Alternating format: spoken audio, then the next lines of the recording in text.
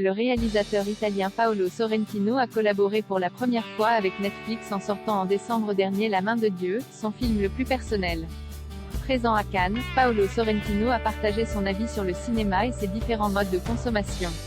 Lors d'un débat organisé pour les 75 ans du festival, il a affirmé sans détour qu'il ne renouvellerait pas sa collaboration avec Netflix et a défendu plus largement le retour du cinéma en salle. Pour débattre avec lui sur l'avenir du cinéma, figuraient le réalisateur roumain Cristian Mungiu, le franco-grec Costa Gavras et le mexicain Guillermo del Toro qui s'apprête à sortir son Pinocchio sur Netflix justement à la fin de l'année. À propos de son expérience avec la plateforme, Sorrentino a déclaré « Je pense que ce n'est pas quelque chose que je referais », rapporte BFM. La Main de Dieu sur Netflix, le film semi-autobiographique de Sorrentino est-il une réussite? Présenté à Venise en septembre 2021, son film La Main de Dieu y a reçu le Lion d'Argent, grand prix du jury.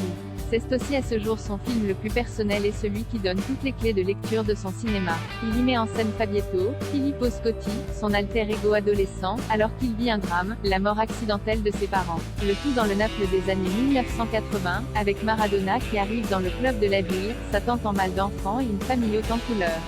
Le Napolitain fait notamment référence aux séries qu'il a créées et réalisées The Lollipop et The New Pop avec Jude Law et John Malkovich.